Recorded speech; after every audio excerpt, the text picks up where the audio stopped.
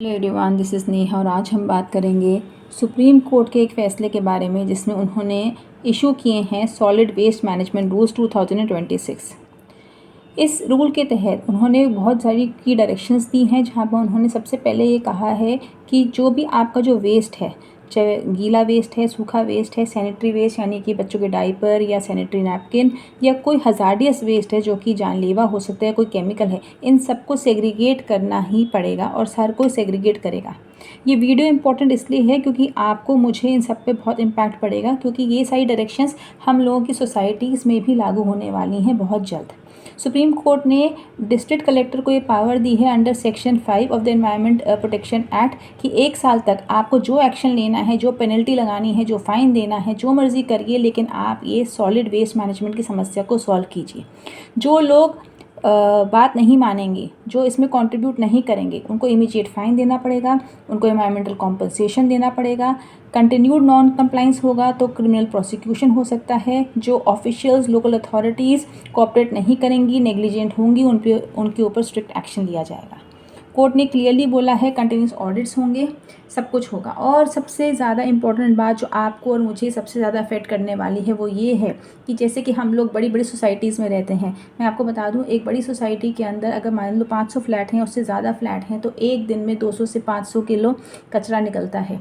उसमें से आपको वेट वेस्ट सेग्रीगेट करना है। सोसाइटी में ये नियम बहुत जल्दी आने वाले हैं और जो सोसाइटीज़ इनको फॉलो नहीं करेंगी तो हो सकता है डिस्ट्रिक्ट कलेक्टर उस पर बहुत ख़तरनाक स्टेप लें और वहाँ का पानी और वाटर सप्लाई भी बंद कर दिया जाए।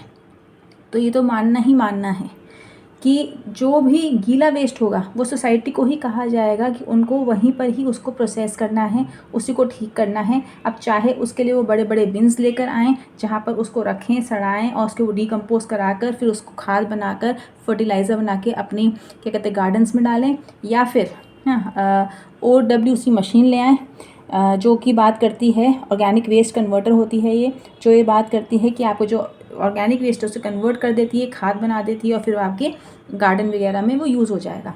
साथ ही में सोसाइटीज़ को ये भी कहा जाएगा कि आप 2 से 4 एक्स्ट्रा स्टाफ हायर कीजिए। ये सारी कॉस्ट जब आएगी तो जो आपकी सोसाइटी का AOA है या RWA है वो चार्जेस भी लगाएगा। हम सबके ऊपर एक प्रेशर भी आएगा। लेकिन ये समझने की बात है कि एक बहुत ही इम्पोर्टेंट स्टेप है जो गवर्नमेंट लेना चाहती है आपके हमारी बेहतर के लिए। आर्टिकल 21 जो आपको कहता है राइट टू लाइफ, उसमें आपका आता है right to clean and healthy environment. एक वो गाज़ीपुर में, दिल्ली में आपने देखा होगा, वहाँ कूड़े का ढेर बना हुआ है, डंपिंग यार्ड बना हुआ है, इतनी बदबू आती है वहाँ पर, इतनी बीमारियाँ फैलती होंगी वहाँ से। ये सब चीज़ें तभी सॉल्व होंगी जब हम इन गाइडलाइंस को स्ट्रिक्टली फॉलो करें, और स्ट्रिक्टली तभी फॉलो किया जाएगा जब पनिशमेंट होगी। तो कोर्ट ने पूरा स्ट्रेस किया है कि जो भी पोल्यूशन फैलाएगा उसको क्या कहते हैं पेमेंट करना पड़ेगा, फ़ाइन देना पड़ेगा, जिससे हम कहते हैं पोल्यूटर पे प्रिंसिपल। ठीक है, तो हर सोसाइटी हो गई, होटल्स हो गए, हॉस्पिटल्स हो गए, जहाँ से भी बल्क वेस्ट आता है उन सबको अपना जो है कम से कम गीला कचरा तो खुद ही प्रोसेस करना पड़ेगा ऑन साइट।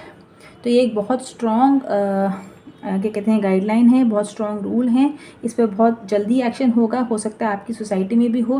तो ऐसे में हमें क्या करना है, इसमें शिकायत करने की बजाय हमें साथ देना है, हमें मिलकर ऐसे करना है जिससे कि ये जो वेस्ट की जो समस्या है ये ख़त्म हो, ये रिसाइकल हो, जिससे कि बीमारियाँ कम से कम फैलें और एक क्लीन और हेल्दी एनवायरनमेंट हमें और हमारी फैमिली को मिले। Thank you.